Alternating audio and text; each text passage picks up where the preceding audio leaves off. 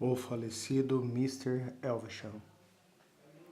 Escrevi essa história, embora sem esperança de que acreditem nela, para, se possível, oferecer uma saída à próxima vítima. Ela poderá talvez tirar lições de minha experiência.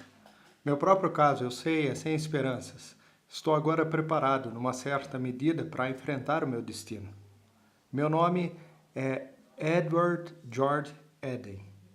Nasci em Treton, Staffordshire, onde meu pai trabalhava como jardineiro. Perdi minha mãe quando tinha 3 anos e meu pai aos 5, quando então meu tio, George Eden, me adotou como seu próprio filho. Ele era um homem solteiro, autodidata e bem conceituado em Birmingham como um jornalista empreendedor.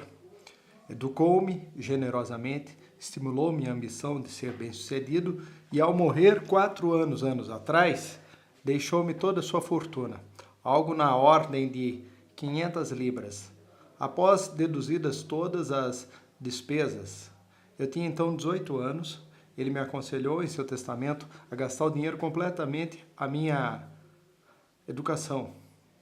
Eu já escolhera a profissão de médico e, graças à sua generosidade e à minha boa sorte no concurso para a Bolsa de Estudos, tornei-me estudante de medicina no University College de Londres. Na época em que se inicia a minha história, eu estava alojado em University Street, na número 11A University Street, num quartinho do piso superior, muito pobremente mobiliado e com correntes de ar dando para os fundos da propriedade de Shoebread. Usava aquele quartinho tanto para estudar como para morar, pois estava decidido a fazer render o meu dinheiro até o último centavo. Eu estava levando um par de sapatos para consertar no sapateiro em Tottenham Court Road, quando encontrei pela primeira vez o velhinho de rosto amarelado, com quem minha vida ficou agora tão intimamente entrelaçada. Ele estava em pé na calçada, olhando para o número da porta, com um ar de dúvida quando abri. Seus olhos eram olhos opacos e cinzentos, avermelhados nas bordas. Pousaram em meu rosto e seu semblante assumiu imediatamente uma expressão de enrugada afabilidade. O senhor saiu no momento certo, disse ele. Eu tinha esquecido o número de sua casa. Como tem passado, Mr. Eden? Fiquei um pouco surpreso com seu tratamento familiar, pois nunca pusera os olhos naquele homem antes. Fiquei também irritado por ele me pegar com as botinas embaixo do braço. Ele notou a minha falta de cordialidade. Tentando imaginar quem diabos eu sou, hein? Um amigo, posso lhe assegurar. Já o vi antes, embora o senhor não me tenha visto. Tem algum lugar onde possamos conversar? Eu hesitei. A pobreza do meu quarto lá em cima não era para ser exposta a qualquer estranho. Talvez, disse eu, possamos caminhar pela rua? Infelizmente estou impossibilitado de... Meu gesto explicou a sentença antes de eu terminá-la. É melhor mesmo, disse ele, e olhou de um lado para o outro. Pela rua? Para que lado iremos? Escondi furtivamente as botinas na entrada da casa. Escute aqui, ele disse abruptamente. Esse meu assunto é bastante confuso. Venha almoçar comigo, Mr. Eden. Sou um velho, homem muito velho, e não sou bom em explicações, isso sem falar na minha frágil voz e no barulho do trânsito. Ele pousou no meu braço uma mão ossuda e persuasiva que tremia um pouco. Eu não tinha tanta idade que não pudesse aceitar, de um velho senhor, um convite para o almoço. Mas ao mesmo tempo não me agradou nada esse súbito convite. Mas eu prefiro, disse ele, me agarrando. E uma certa precedência certamente é devido aos meus cabelos brancos. E assim eu consenti e fui embora com ele. Ele me levou a Blavatsky. Eu tinha que caminhar devagar para acomodar-me aos seus passos. E no decorrer de um jantar como nunca provara antes, ele se esquivou de minhas principais perguntas e eu reparei melhor em sua aparência.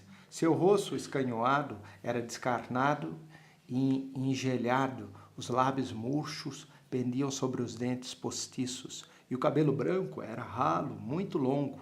Ele me pareceu pequeno, embora na verdade a maioria das pessoas me parecem pequena. e seus ombros eram arredondados e curvos. E observando, não pude deixar de notar que também ele estava me examinando, correndo os olhos por mim, com um curioso quê de cobiça, dos meus ombros largos aos meus braços bronzeados e novamente ao meu rosto sardento. E agora, disse ele, enquanto acendíamos nossos cigarros, devo lhe contar sobre o assunto em questão. Sou velho, um homem muito velho. Fez uma pausa momentânea. E acontece que tenho dinheiro que precisarei legar em breve e não tenho nenhum filho a quem deixá-lo. Ocorreu-me um conto do vigário e decidi ficar alerta quanto ao que restara das minhas 500 libras. Ele passou a discorrer longamente sobre sua solidão e os problemas que estava encontrando para dispor adequadamente de seu dinheiro. Considerei este e aquele plano, caridades, instituições e bolsas de estudo e bibliotecas, e afinal cheguei a esta conclusão. Ele fixou o olhar em meu rosto, de que hei de encontrar algum rapaz jovem, ambicioso, de mente pura e pobre, saudável de corpo e saudável de mente para, em suma, fazer dele meu herdeiro, dar a ele tudo o que eu possuo.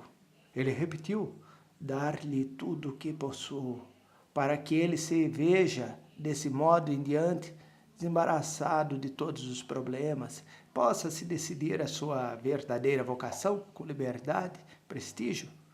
Tentei parecer desinteressado, com uma hipocrisia transparente, e disse, e o senhor quer a minha ajuda, os meus serviços profissionais, talvez, para encontrar essa pessoa?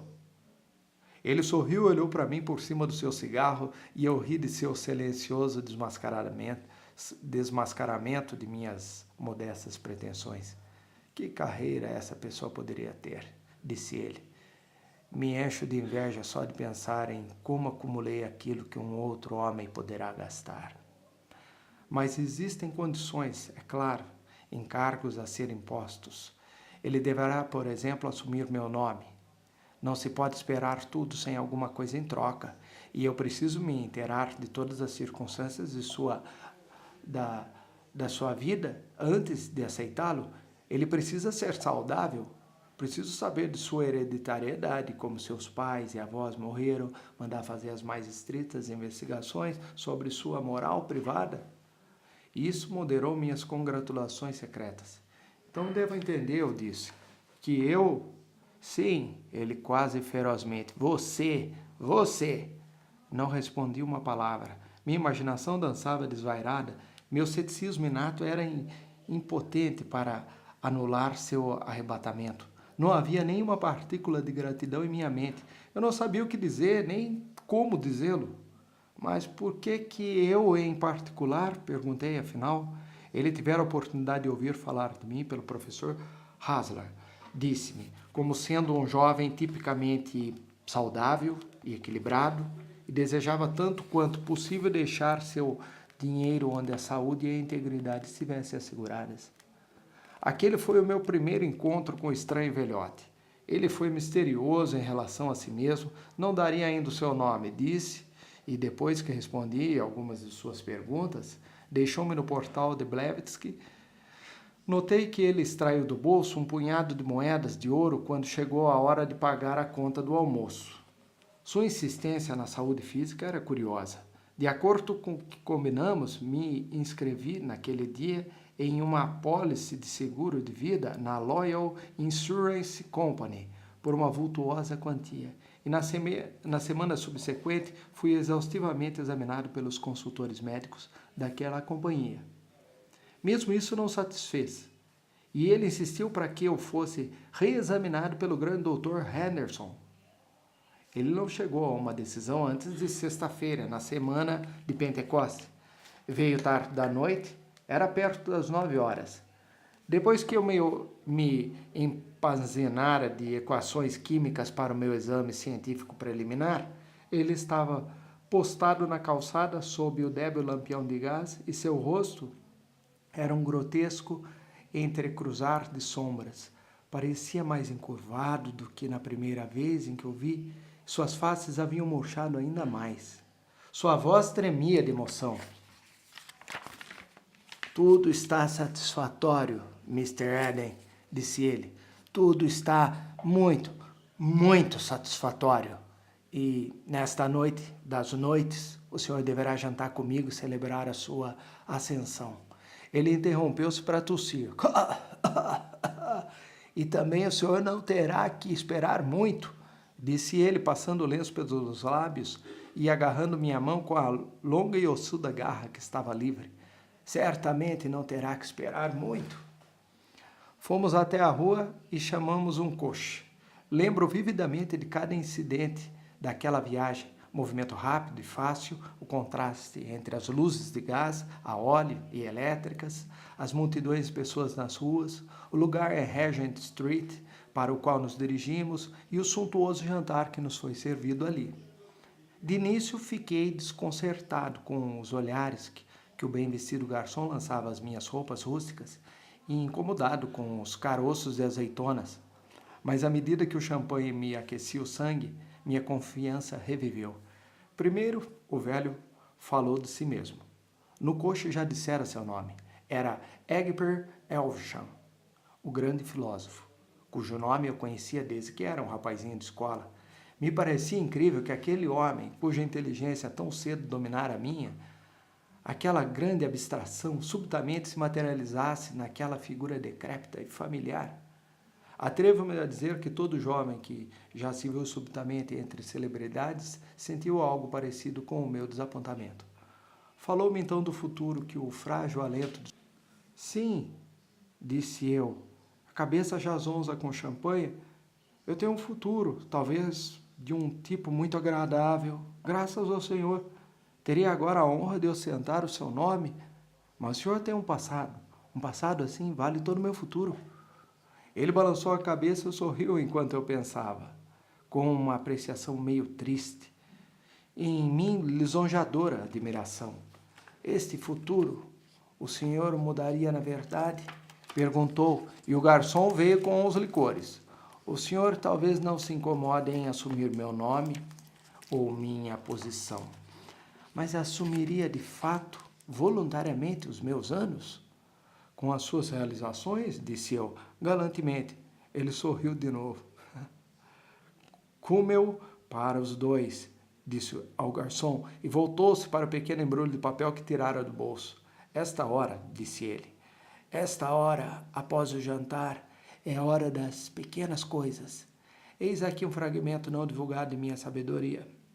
Ele abriu o embrulho com seus 3 dedos trêmulos e amarelos, e mostrou um pouco de pó rosado sobre o papel. Isto, disse. Bem, o senhor deve adivinhar o que é isto. O cúmel. Ponha nele um pouco desse pó. É rímel. Seus grandes olhos cinzentos observavam os meus com uma expressão inescrutável. Foi um certo choque para mim descobrir que aquele grande mestre se dedicava ao sabor dos licores. Entretanto, fingi um grande interesse por sua fraqueza, pois estava bêbado bastante para uma pequena bajulação como esta. Ele repetiu, o pó entre os 2 cálices e, erguendo-se subitamente com uma estranha e inesperada dignidade, estendeu a mão para mim, imitei o seu ato, e os cálices tiniram. A uma rápida sucessão, disse, e levou o cálice aos lábios. Isso não, respondi depressa, isso não. Ele parou com o licor ao nível do queixo e os olhos ardentes fixos nos meus. Há uma longa vida, disse eu. Ele hesitou. Há uma longa vida, disse ele com uma súbita explosão de riso. E com os olhos fixos um no outro, tocamos os pequenos cálices. Seus olhos encaravam diretamente os meus e quando engoli aquele líquido, senti uma sensação peculiarmente intensa. Ao primeiro gole ele me deixou meio cérebro num estado de tumulto furioso. Eu senti uma verdadeira agitação no meu crânio e um zunido fervilhante me encheu os ouvidos. Não notei o sabor em minha boca, o aroma que encheu minha garganta, vi apenas a intensidade cinzenta de seu olhar ardendo pelo meu adentro. O trago, a confusão mental, o barulho e a agitação na minha cabeça pareceram durar um tempo interminável. Curiosas e vagas impressões de coisas meio esquecidas dançaram e se desvaneceram nas minhas fímbrias de minha consciência. Afinal, ele quebrou o encantamento. Com um súbito e explosivo suspiro, pousou seu cálice. Bem, disse ele. É glorioso, disse eu, embora não tivesse sentido o gosto da coisa. Minha cabeça estava girando, sentei-me, meu cérebro era um caos, e então minha percepção se tornou mais nítida e concentrada, como se estivesse vendo as coisas através de um espelho côncavo. Seu comportamento parecia ter mudado para algo nervoso e apressado. Puxou o relógio, fez uma careta para ele. 11h07. E esta noite eu preciso 7h25. Waterloo, preciso ir imediatamente. Ele pediu a conta e começou a lutar com o casaco. Garçons solícitos vieram em nosso auxílio. Um momento depois, eu estava me despedindo dele pela janela de um fiacre, ainda com uma absurda sensação de diminuta nitidez, como poderia expressar? Eu não apenas via, mas sentia através de um binóculo de ópera invertido. Aquela coisa, disse ele, levou a mão à testa. Não devia ter lhe dado aquilo. Fará rachar a sua cabeça amanhã. Espera um minuto. Aqui, ele deu-me uma coisinha chata como pó de Sageslate. Tome isso com água quando for para a cama. A outra coisa era uma droga. Não antes de estar pronto para deitar. Veja bem, isso vai clarear sua cabeça. É tudo. Mas um aperto de mão. Futuros. Segurei a sua garra encarquilhada. Até logo, ele disse. E vendo suas pálpebras lânguidas, achei que ele também estava um pouco tocado por aquele cordial de virar a cabeça. Com um sobressalto, ele se lembrou de mais alguma coisa. Apalpou o bolsinho do casaco, extraiu de lá um outro embrulho, desta vez um cilindro, com tamanho e forma de um bastão de barbear. Aqui, disse ele, eu tinha quase esquecido. Não abra até que eu venha amanhã, mas pegue agora. Era tão pesado que eu quase o deixei cair.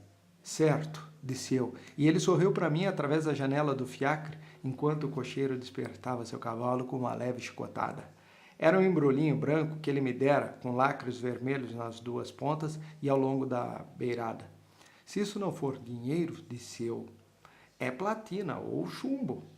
Enfiei-o no bolso com cuidado e, com o cérebro rodopiando, caminhei para casa por entre os vadios de Regent Street e as escuras ruelas além de Portland Road.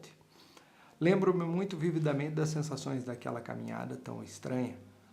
Eu estava ainda tão distanciado de mim mesmo que pude observar meu inusitado estado mental e me perguntar se aquilo que eu ingerira era ópio, uma droga que estava além da minha experiência. É difícil agora descrever o estado peculiar da minha mente. Duplicação mental poderia vagamente expressá-lo. Enquanto subia a Regent Street, descobri em minha mente uma peculiar convicção de que aquela era a estação Waterloo e senti um estranho impulso de entrar na Politécnica. Como uma pessoa poderia entrar num trem? Esfreguei bem os olhos e era Regent Street. Como poderia expressar? Veremos um ator habilidoso olhando calmamente para nós, ele faz uma careta e, veja, é uma outra pessoa. Seria assim tão extravagante se eu lhe contasse que me pareceu por um momento que Regent Street tinha, naquele momento, feito isto? Então, persuadido de que era Regent Street novamente, fiquei estranhamente confuso com algumas fantásticas reminiscências que surgiram. 30 anos atrás, pensei. Foi aqui que briguei com meu irmão. Então, desandei a rir para perplexidade e encorajamento de um grupo de vagabundos notívagos. 30 anos atrás eu não existia e nunca tive um irmão. Aquela coisa era certamente uma arrematada tolice, pois o pungente pesar pela perda daquele irmão ainda estava comigo. Ao longo de Portland Road, a loucura tomou uma nova direção. Comecei a me lembrar de lojas desaparecidas e a comparar a rua de hoje com a do passado.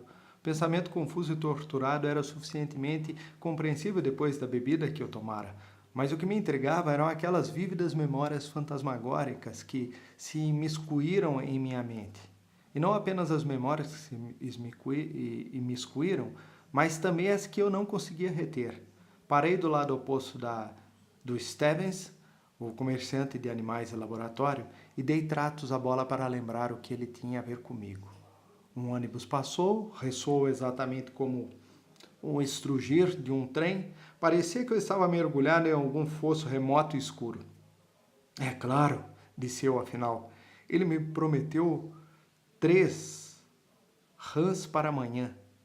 Estranho que eu tenha esquecido. Será que ainda mostram às crianças aquelas figuras que se fundem? Lembro de uma figura que começava como uma tênue aparição, se expandia e se transformava em outra. Era exatamente dessa maneira que me parecia um fantasmagórico novo conjunto de sensações. Estava em luta com aquelas do meu eu extraordinário. Segui através de Euston Road até Tottenham Court Road, intrigado e um pouco assustado, e mal notei o caminho inusitado que estava tomando, pois eu costumava cortar caminho através da malha de ruelas secundárias. Virei em Univer Street apenas para descobrir que esquecera o meu próprio número. Somente com grande esforço eu me lembrei do 11A e mesmo então me pareceu algo contado por alguma pessoa já esquecida. Tentei firmar minha mente lembrando os incidentes do jantar e, por minha vida, não consegui evocar nenhuma imagem do rosto do meu anfitrião. Viu apenas como um vulto sombreado, como quem vê a própria imagem refletida numa vidraça. Em seu lugar, entretanto, tive uma curiosa visão exterior de mim mesmo sentado a uma mesa, corado, de olhos brilhantes e loquaz. Preciso tomar esse outro pó, eu disse. Isso está ficando impossível. Tentei encontrar a vela e os fósforos do lado errado do vestíbulo. Fiquei em dúvida sobre qual era o piso em que poderia estar o meu quarto. Estou bêbado. Isto é certo. E subi as escadas aos tropeções, creio que propositadamente para sustentar essa versão. Ao primeiro olhar, meu quarto me pareceu pouco familiar. Que podridão, disse eu, olhando em volta. Eu aparentemente trouxera a mim mesmo de volta, com esforço, e a estranha condição de irrealidade se transferiu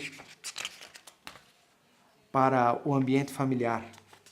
Lá estavam o velho espelho com as minhas notas sobre os albumens grudados no canto da moldura, meu velho terno de todo dia jogado no chão. E, no entanto, aquilo não era tão real, afinal, tive a estranha sensação ao tentar rastejar para dentro da minha mente, por assim dizer, de que estava numa cabine, em um trem que acabava de parar, e que eu olhava pela janela para alguma estação desconhecida lá fora. Segurei firmemente a grade do leito para me reassegurar. É clarividência, talvez, eu disse. Preciso escrever para a Sociedade de Pesquisas Psíquicas. Coloquei o cartucho cilíndrico sobre a cômoda, sentei na cama e comecei a descalçar as botinas. Era como se o quadro das minhas sensações presentes tivesse sido pintado sobre algum outro quadro que estava tentando aparecer. Maldição, disse eu, estou perdendo o juízo. Ou estou em 2 lugares ao mesmo tempo? Sem me despido, despejei o pó em um copo d'água, ele ferveu e tomou uma coloração ambarina fosforescente, bebi e, ainda antes de eu me deitar, minha mente já estava tranquilizada. Senti o travesseiro em meu osso e, depois disso, devo ter adormecido.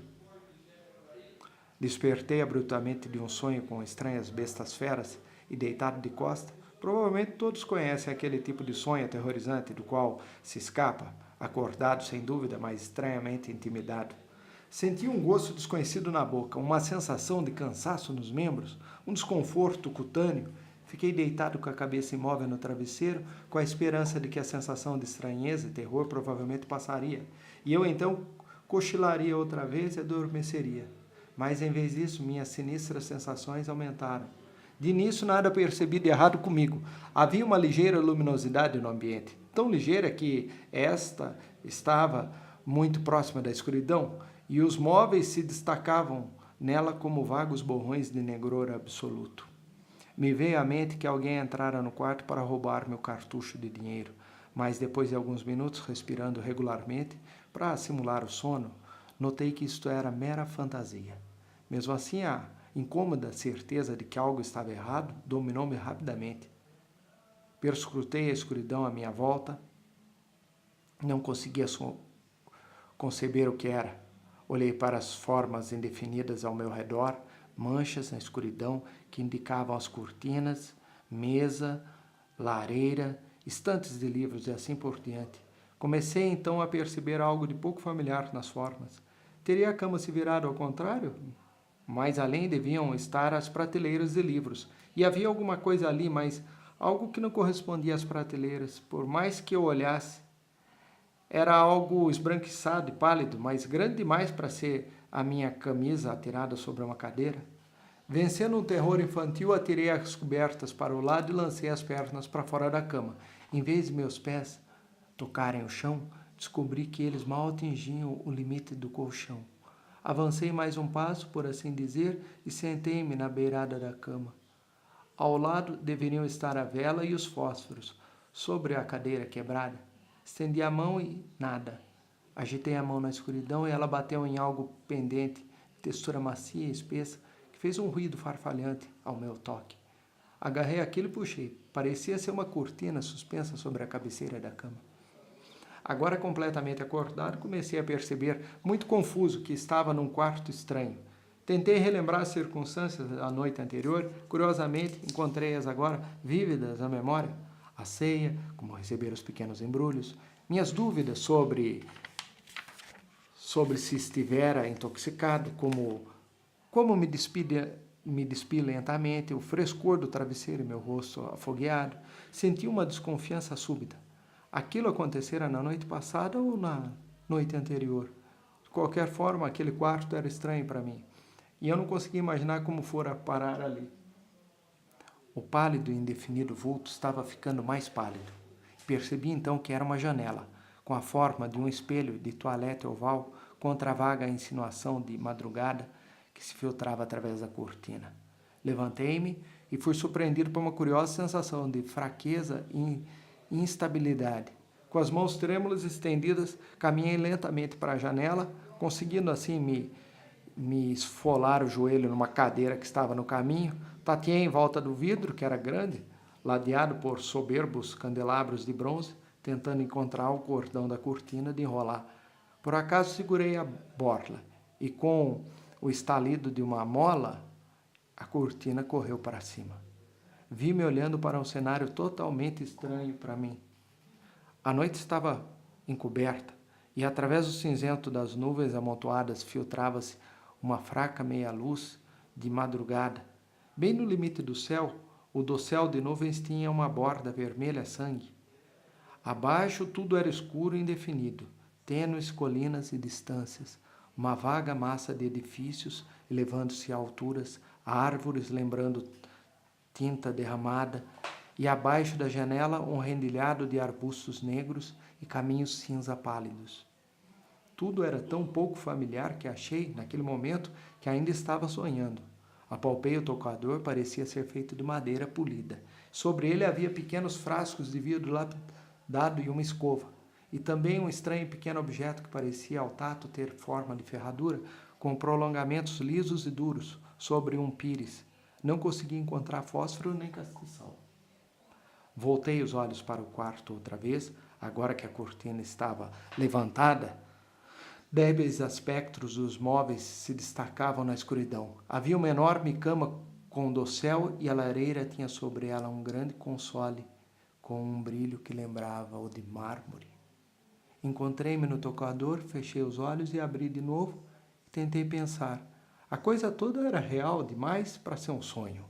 Eu estava inclinado a imaginar que ainda havia algum hiato na minha memória como consequência de eu ter bebido aquele estranho licor.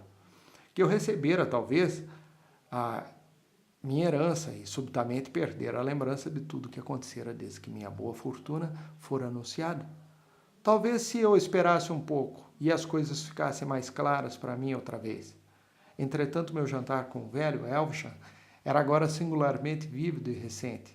O champanhe, os obséquios, os garçons, o pó e os licores. Eu poderia ter apostado minha alma como tudo aquilo acontecera poucas horas atrás. Então ocorreu algo trivial, tão trivial e ao mesmo tempo tão terrível para mim, que estremeço até agora só de pensar naquele momento. Falando alto, eu disse: como diabos eu vim parar aqui? E a voz não era minha, não era minha voz, era fina, era mal articulada. A ressonância dos meus ossos faciais era diferente. Então, para reassegurar, passei uma mão sobre a outra e senti as dobras soltas de pele, a frouxidão da velhice. Certamente, eu disse naquela voz horrível que de alguma forma se estabelecera em minha garganta: certamente isto tudo é um sonho. Quase tão rápido como se o gesto fosse involuntário, enfiei os dedos na boca, meus dentes tinham desaparecido. As pontas dos meus dedos correram sobre a superfície flácida das gengivas murchas. Fiquei nauseado de horror e repugnância. Senti então um desejo apaixonado de ver a mim mesmo, perceber de uma vez em todo o horror, a mudança hedionda que ocorrera comigo. Não havia fósforos ali. Subitamente percebi que minhas extremidades estavam frias. Fungando, tossindo, um pouco lamorioso talvez, fui tateando de volta para a cama. Certamente é um sonho. Choraminguei comigo mesmo enquanto me aboletava de volta com esforço. Certamente um sonho. Era uma repetição senil. Puxei as cobertas sob os ombros, sobre as orelhas, enfiei minha mão encarquilhada embaixo do travesseiro e determinei a recompor e dormir. É claro que fora um sonho. Pela manhã o sonho já teria acabado e eu acordaria forte e vigoroso outra vez. Para a minha juventude e os meus estudos. Fechei os olhos, respirei regularmente e, como continuava acordado, comecei a contar lentamente as potências de 3. Mas aquilo que eu desejava não vinha. Eu não conseguia dormir e a convicção da inexorável realidade da mudança que me sucedera crescia constantemente. Pouco depois, vi-me com os olhos completamente abertos, magros sobre as gengivas murchas, as potências de 3 esquecidas, meus dedos, e eu era realmente, súbita e abruptamente, um velho. De alguma maneira inexplicável, abortar a minha vida e chegar à velhice. De algum modo me fora surrupiada a melhor parte da minha vida, o amor, as lutas, a força e a esperança. Joguei-me ao travesseiro e tentei persuadir a mim mesmo de que era possível uma alucinação como aquela. Imperceptivelmente, gradualmente, a madrugada foi clareando. Afinal, sem esperanças e conciliar o sono, sentei-me na cama e olhei em volta. Um gelado lusco-fusco tornava visível todo o quarto. Era espaçoso, bem mobiliado, mas bem mobiliado que qualquer quarto onde eu já tivesse dormido antes. Uma vela e fósforos se tornaram indistintamente visíveis sobre um pequeno pedestal em um nicho. Joguei de lado as cobertas e, tremendo com a crueza da madrugada, embora fosse verão, levantei-me e acendi a vela. Então, tremendo tão horrivelmente que o apagador trepidava em seu suporte, fui cambaleando até ao espelho e vi o rosto de Elvesham. Não foi menos horrível por já estar tremendo aquilo. Ele já me tinha parecido fisicamente fraco e deplorável, mas agora, vestido apenas com um camisolão de flanela rústica que se entreabriu e deixou ver o pescoço fibroso, visto agora como meu próprio corpo, não posso descrever sua desoladora decrepitude, as bochechas chupadas, o rabo de fios esparsos de cabelo cinzento e sujo, os olhos remelentos e lacrimejantes, os tremores, os lábios murchos, com o inferior deixando entrever o rosado tecido interior e aquelas horríveis e escuras gengivas aparecendo. Você que é mente e corpo unidos em seus anos de vida naturais, não é capaz de imaginar o que essa demoníaca prisão significa para mim. Ser jovem e pleno de desejo e energia da juventude e aprisionado e esmagado nessa ruína de corpo titubeante. Mas estou me afastando de minha história. Durante algum tempo permaneci atordoado com aquela mudança que acontecera comigo. Já era dia claro quando consegui me recompor a ponto de poder pensar. De alguma maneira inexplicável, eu tinha sido transformado. E, a não ser que fosse por magia, eu não sabia dizer como a coisa tinha sido feita. E enquanto eu pensava, a diabólica engenhosidade de Elvesham me veio à mente. Parecia claro para mim que, assim como eu me encontrava em seu corpo, ele estava de posse do meu, de minha força, de meu futuro. Mas como provar isso? Então, à medida que eu pensava, a coisa se tornou tão incrível que tive uma vertigem e precisei beliscar-me, apalpar minhas gengivas desdentadas, ver a mim mesmo no espelho e tocar os objetos à minha volta, antes mesmo de conseguir me aprumar e encarar os fatos de novo. Seria toda a vida uma alucinação? Seria eu realmente Elvesham? E ele, eu? Estivera eu sonhando com Éden naquela noite? Existiria um Éden? Mas se eu era Elvesham, deveria lembrar-me de onde estivera na manhã anterior, o nome da cidade onde moravam, o que acontecera antes de começar o pesadelo. Lutei com meus pensamentos, lembrei-me da estranha duplicidade de minhas lembranças daquela noite. Mas agora minha mente estava clara. Eu podia despertar, não o fantasma de quaisquer lembranças, mas aquelas próprias de Éden. Este é o caminho da insanidade, exclamei em minha voz estridente. Ergui-me cambaleando, arrastei meus débeis, pesados membros inferiores até ao lavatório e mergulhei a cabeça grisalha numa bacia de água fria. Então, enxugando-me, tentei novamente. Não adiantou. Parecia além de qualquer questionamento que eu era de fato Éden e não Elvesham. Mas Éden no corpo de Elvesham. Se eu fosse um homem de qualquer outra época, poderia ter me abandonado ao destino, como alguém vítima de um encantamento, mas nestes céticos dias, os milagres não são geralmente bem aceitos. Havia aqui algum truque psicológico, que uma droga e um olhar firme puderam fazer. Uma droga poderia certamente desfazer. Outros homens já perderam a memória antes, mas trocar as memórias como se troca de guarda-chuva? Dei risada. Ai de mim. Não um riso saudável, mas uma risada abafada, ofegante, senil. Devo ter imaginado o velho Elvesham rindo do meu apuro, e um assomo de raiva indignada, inusitada para mim, dominou meus sentimentos. Comecei a vestir, impaciente, as roupas que encontrei espalhadas pelo chão. E só quando já estava vestido percebi que era traje de noite. Abri o guarda-roupa e encontrei algumas roupas comuns, um par de calças, xadrez e um antiquado roupão.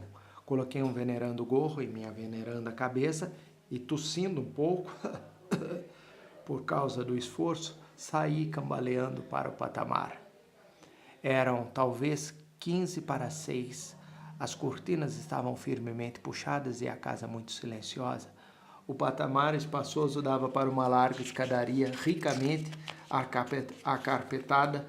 Descia para a escuridão do vestíbulo e diante de mim uma porta entreaberta deixava ver uma secretária, uma estante de livros giratória, as coisas de uma poltrona e uma bela coleção de livros encadernados, prateleiras sobre prateleiras.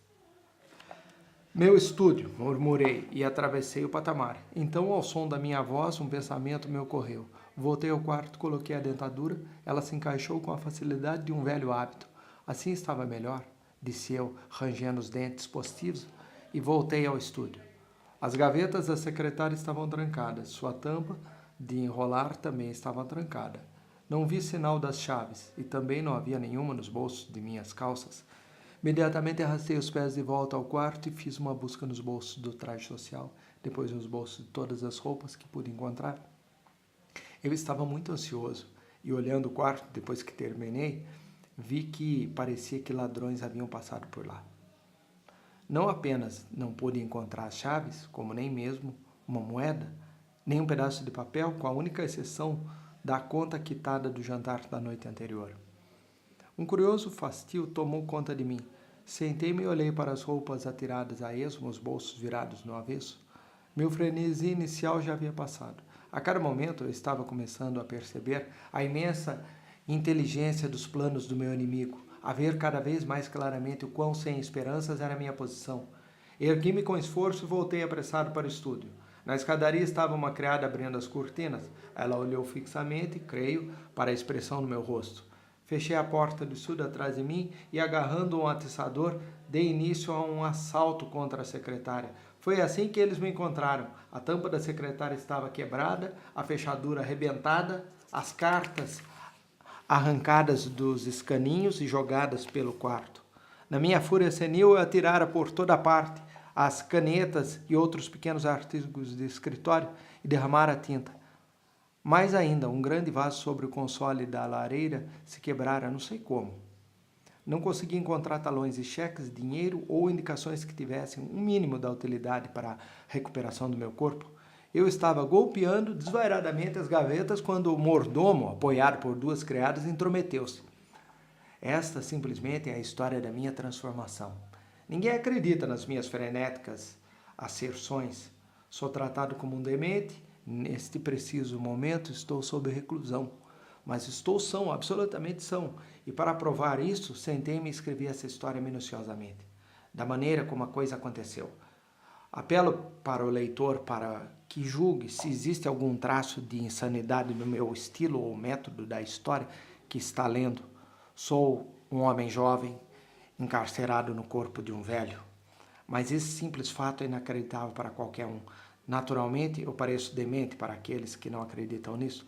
Naturalmente, não sei os nomes dos meus secretários, dos médicos que vieram ver-me, dos meus empregados e vizinhos dessa cidade, onde quer que fique, em que estou. Naturalmente, eu me perco em minha própria casa, sofro inconveniências de toda espécie. Naturalmente, faço as mais estranhas perguntas, choro e grito e tenho paroxismos de desespero.